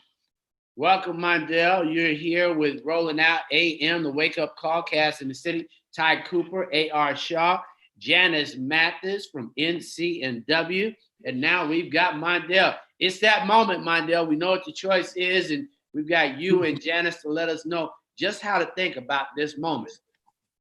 Man, what's going on? It's always good exposures when I'm on the show. So thank y'all for having me this morning. I hear Janice bringing the heat. Janice is nicer than I am. She willing to let her white friends off the hook. I'm not that guy. She is. Now she just told us earlier she was trying to fight, so I don't know. So Mondale, before you get into them, just give people a little bit of information about who you are and your organization. Yeah, I'm Mondale Robinson. I'm the founder and principal of Black Male Voter Project. We're the only national organization with the one mission to create more super voters out of Black men. And we do that using sociology, Maslow hierarchy of needs, and also behavior psychology. All right, the floor is yours. Get into it. Now, I was just gonna push. I mean, like you know, Janice was on point with everything about what's happening under the Golden Dome. What we know for engaging Black men is local issues are the only thing that's gonna increase Black men's participation in electoral politics. Part of that is because of historical reasons. Part of that is because of the candidates. What we do know is, regardless of who Joe Biden named as the vice president, he's not a motivating factor for Black men to go to the polls and vote for elections. So over here, we're not talking about presidential candidates because it's not an important issue as it pertains to creating more voters out of Black men. But I do want to talk about what Janice said about white women not, you know, that 53% being disputed. Even if the 53% is not real, and I know it's based on exit polls, but people are arguing about that. White women are responsible still for the election of Donald Trump. Absolutely. Absolutely. Oh, so we don't have anything else to do about. What's the next question, y'all? I'm with you on that. I just didn't want to perpetrate a falsehood, but go ahead. I shouldn't interrupt. No. I was exactly about to say that, you know, the narrative, and also that you could be Donald Trump. There was a poll done a couple of days ago that if the election were held today, 50% of white people would vote for Trump. That is true. That is absolutely horrible, and it also shows how forgiving whiteness is of whiteness and the behavior. What people forget that Donald Trump was not on the ballot in 2016. Whiteness was. It was a rebuke of a Black man being in the White House. It was a rebuke of the idea that white people could be equal, or Black people could be equal to whiteness in this country. And white people showed us, or reminded us, that whiteness, the ideal of whiteness, had never lost in this country. It is 400 years and old in this country, right? And Donald Trump election this cycle is the same thing. So we need to be careful that we're not putting too much highlight on that national election, but before we forget, it's not a motivating factor for those we need to turn out. So I want to talk about the impact, right? Because you do studies as far as voting and trends and things of that nature. I want to challenge you on this. What's going to be the impact on the Black vote of having Kamala as the VP ticket, and what's the impact on the white vote? Will white people not vote for Biden because of Kamala? So I want you to give us both views of what you think is going to occur and what are early studies showing. I really don't. Let me say something. The people that are going to vote for Biden are going to vote for Biden. There are very few people. People talk about these swing counties where Barack Obama won and Trump won. That had nothing to do with voter switching parties. That was more about who turned out. That was a turnout thing, right? The people that weren't going to vote because of Kamala weren't going to vote because of Joe Biden either, right? So I do think, though, there are some other parts of the Black population that may be motivated, but those people are already voters. They're not sporadic or low information voters, and I hate those two terms, but they're terms of the work. So what I'm saying is this doesn't do anything. We can't say in past time that vice presidents aren't important. You pick somebody. This is a good pick for Joe Biden because Kamala brings things that he does not offer. And also she brings some of the reason Barack picked him. She's exciting. She's motivating in that sense. Like when she's speaking, she's high energy. And also she has connections in the Senate. So I think those things are benefits to him and his administration should he win this election in November. But as it pertains to people don't go to the polls because of the vice president. The Black women that are excited, the Black men that are excited for Kamala are people that were already that were going to participate in the general elections. The Democratic Party, if they want to turn out more Black people, and they need to, especially in the South, if they plan on winning those 2 seats in Georgia, they need to just donate a bunch of money to local organizations that are doing grassroots work to turn out voters, because that's the best bet. The Democratic Party can't cap for Democrats and convince Black people that they care about them. So Janice, I want to kind of pose a similar question to you as far as your thoughts on this impact. Do you, as far as I want to get your opinion on it, as far as do you think this is going to drive more people, inspire more people to vote now that Kamala is on a ticket? It depends.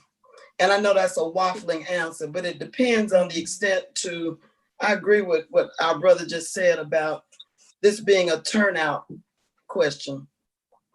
If those reliable voters, the folk who are in my demographic, over 50, Black women vote all the time, if it turns that enthusiasm of that crowd on so that they insist that their children and grandchildren and nieces and nephews and churches and whatnot participate in the election, it could have a positive impact for the Democratic candidates.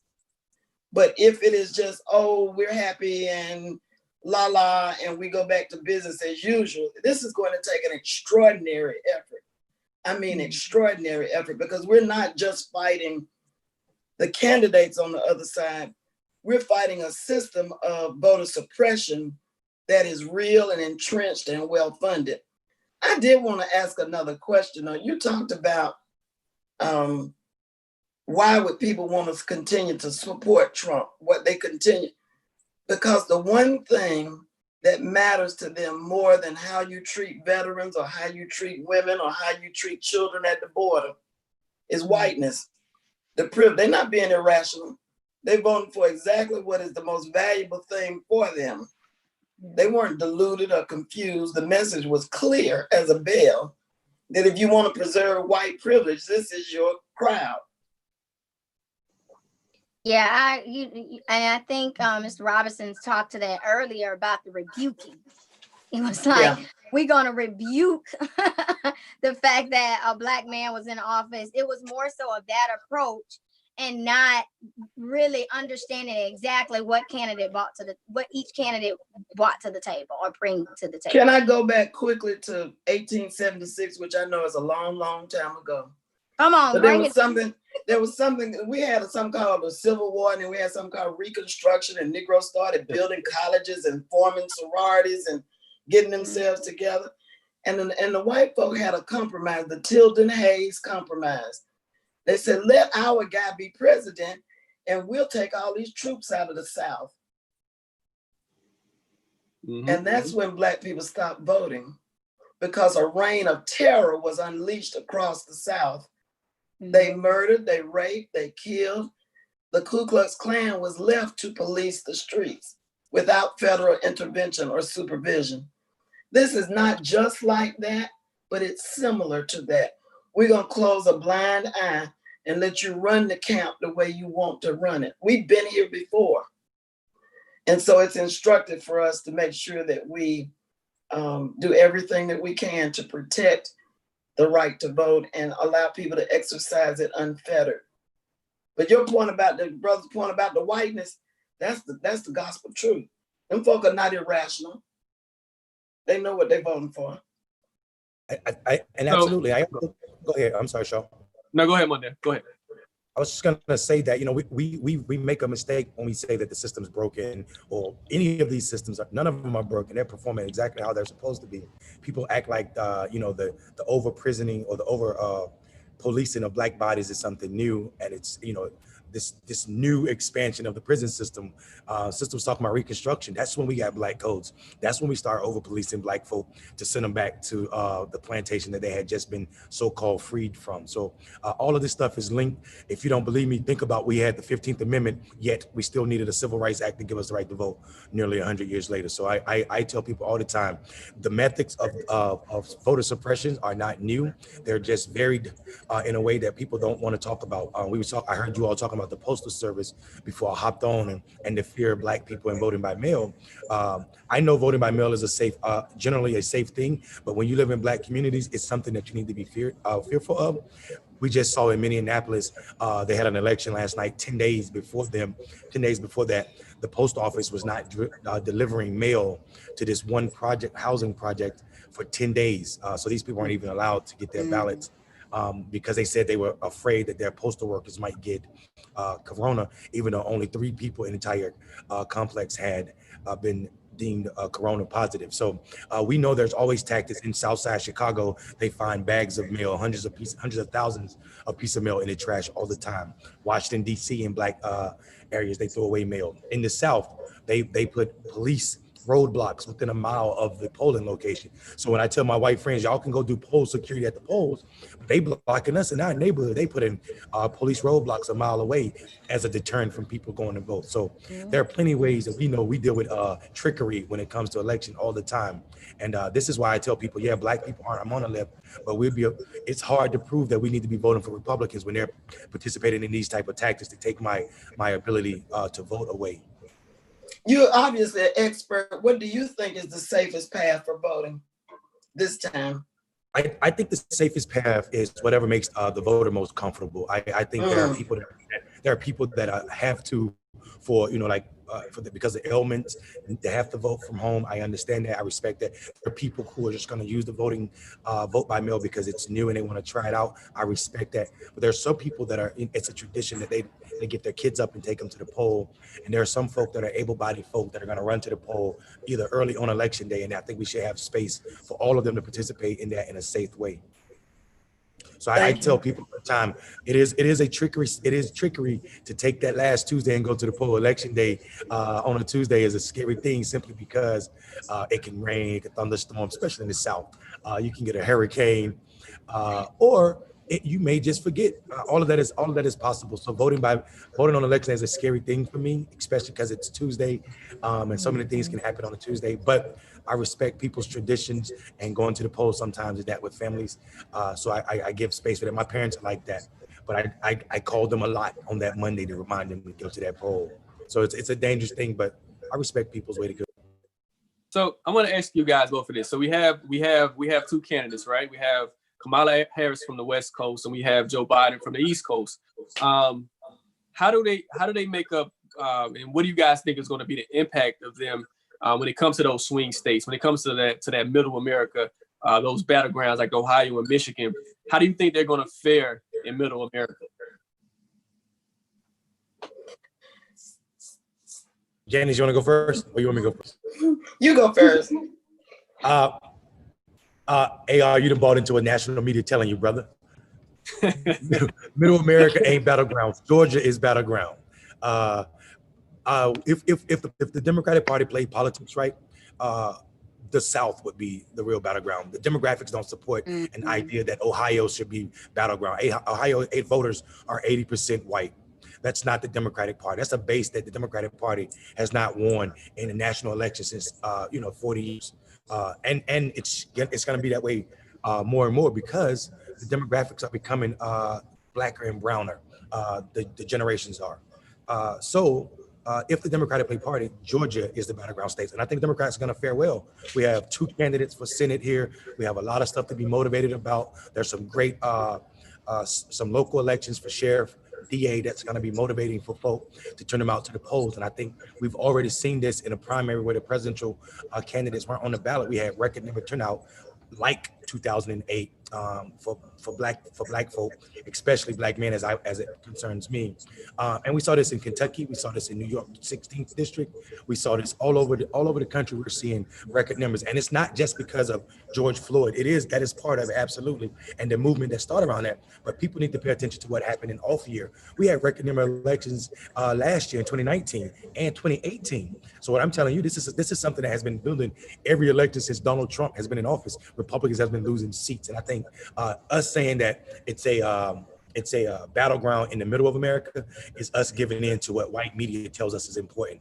Michigan, and I'm not disrespecting the voters in Michigan and Ohio, but the statistics and also the demographics does not bear true that the battleground states are those states. The white people choose to. Well, let me ask you this though, as far as the numbers in Michigan, because in 2016, Michigan was won by what like 70,000, wasn't it? Like go ahead. Michigan wasn't won by Donald Trump. It was lost by Hillary Clinton. Let me tell you what happened. Hillary Clinton was running an election based off of old numbers. She was using 2012 presidential numbers and 2016. And also they keep talking about the few thousand black folk that didn't vote, specifically the black men in Detroit.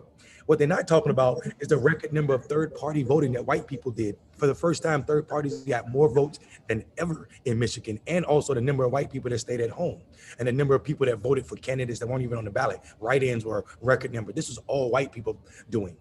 So I'm telling you, depending on a base that never votes for you in a national election, is not a smart thing. If the Democratic Party was a business, and they supposed to be, their business model is flawed. They spend more money in Iowa every 4 years than they do in Georgia.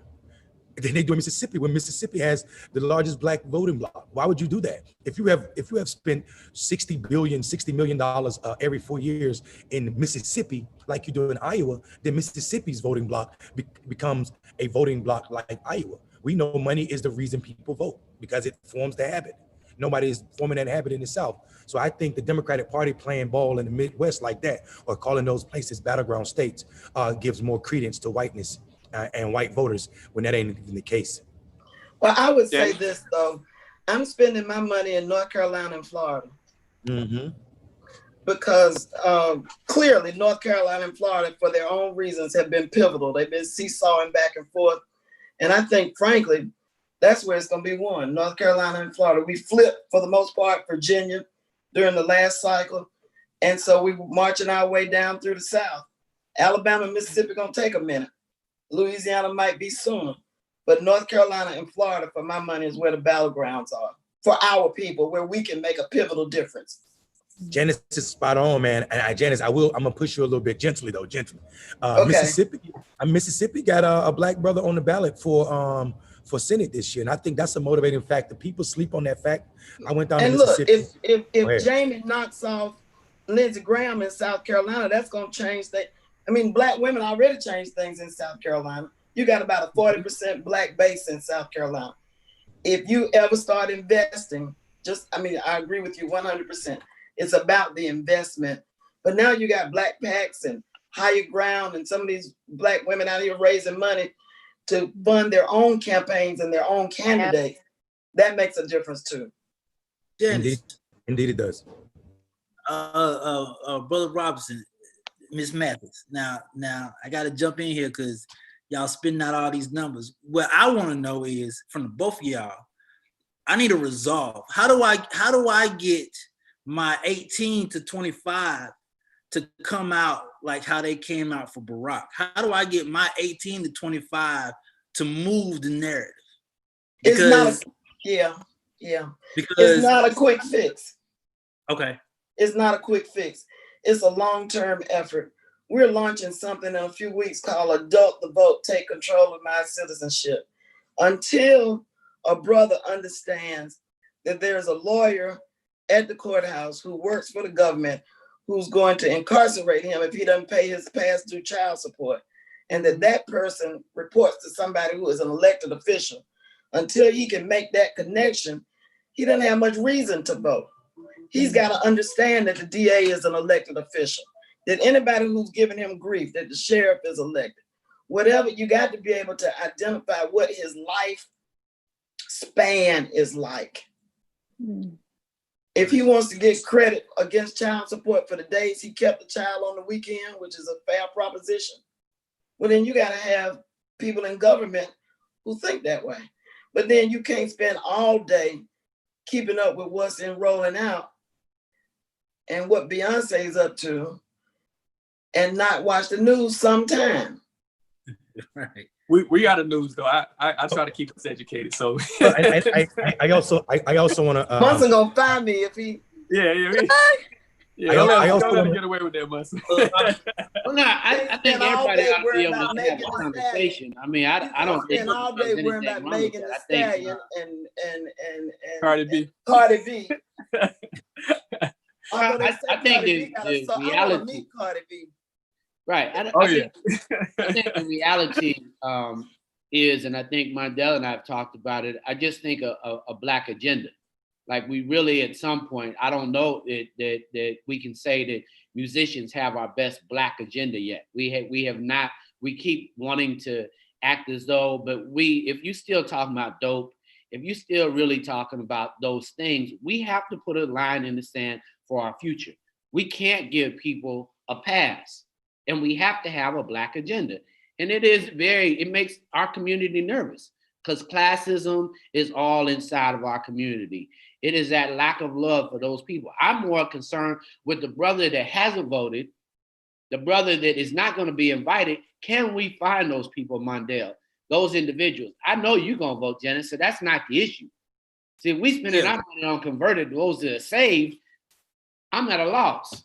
If we're not investing in Romeo's demographic, if we're not investing in black men, I think at the end of the day, the polarization, even between our sexes, is at an all-time high. Nobody wants to say it. But every whisper that I'm hearing from black men is, okay, y'all feel like that? Y'all feel like that? Oh, I can't say nothing about how y'all doing? Oh, I'm supposed to tolerate everything y'all saying? Okay. What are we saying that causes the problem? No, you can't, I know too many stories. Hold on, but this is brother talk. But I'm saying Too many stories. Go ahead, Mondale. Well, what I was going to say is, Jen, is I think what Munson is saying is a great example. I'll give you an example because I understand that the heat that you was about. I see you sit up, so I knew you was about to say what is the problem.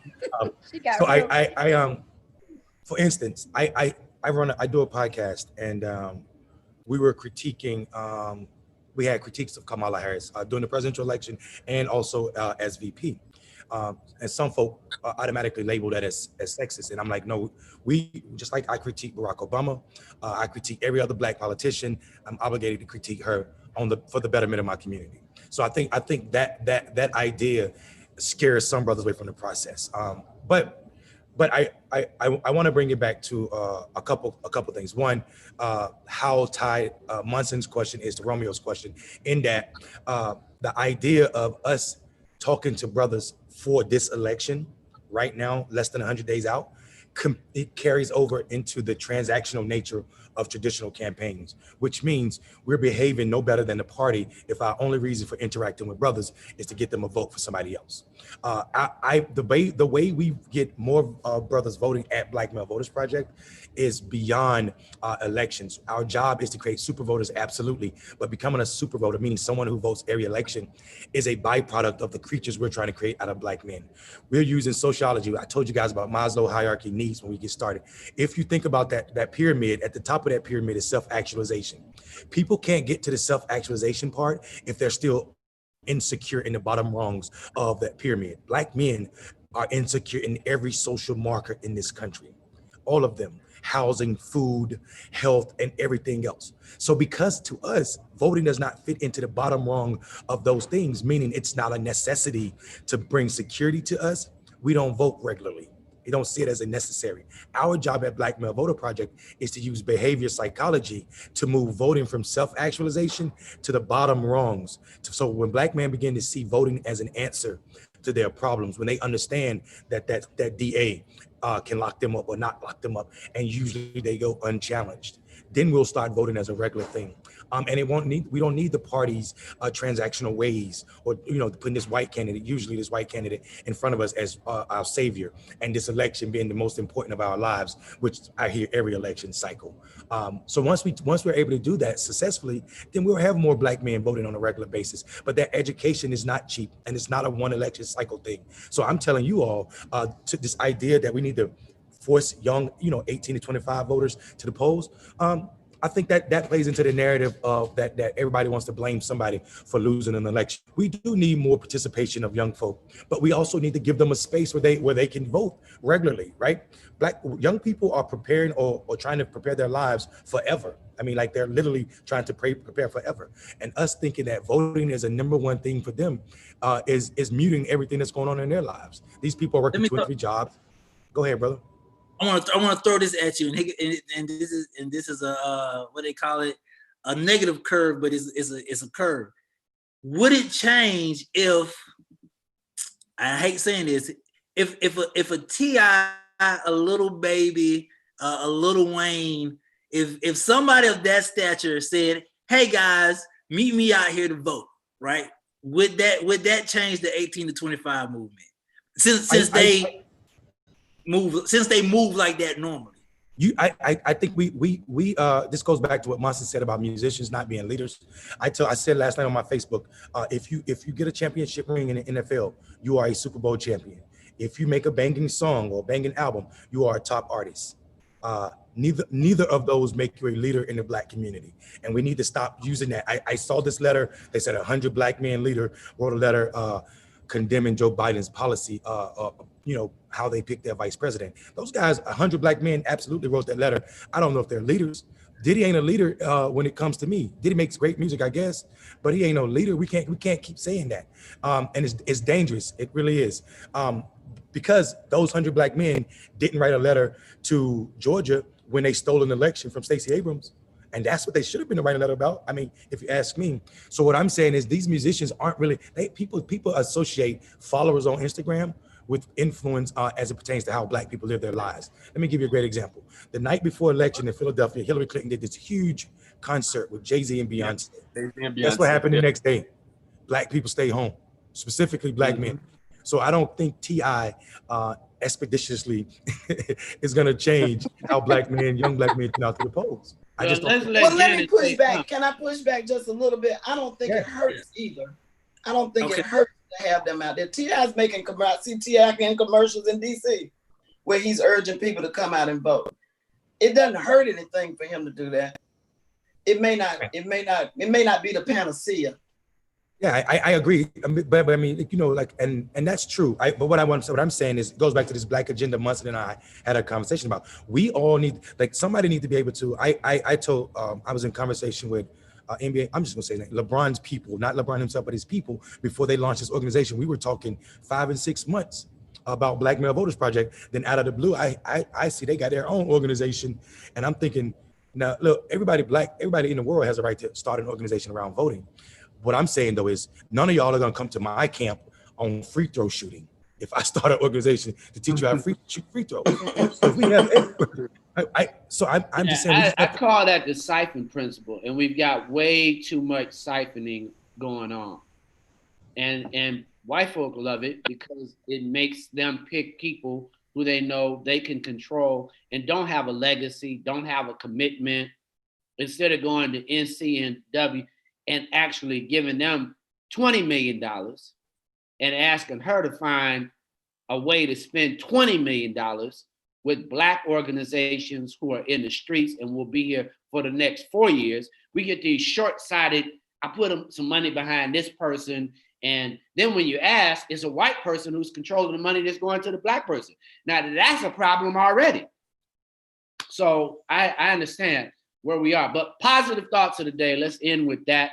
Positive thought of the day. I'm going to, there you go, A.R. Shaw, since you started this all up. My positive thought of the day is let's make smart decisions this time. You know, let's get rid of all the negativity. You know, this is an important moment, and we can't allow negativity to cloud our judgment during this moment. So make the right decision, especially when it comes to voting in November. I'm going to pass the ball to Ty. Hey, it's not about always getting a blessing, but it's definitely about being that blessing. So let's stop making everything about ourselves and focus on others a little bit more. All right, I'm going to pass mine over to Mrs. Mathis. What do you got for our positive thought today? Black folk have been in this country 400 years.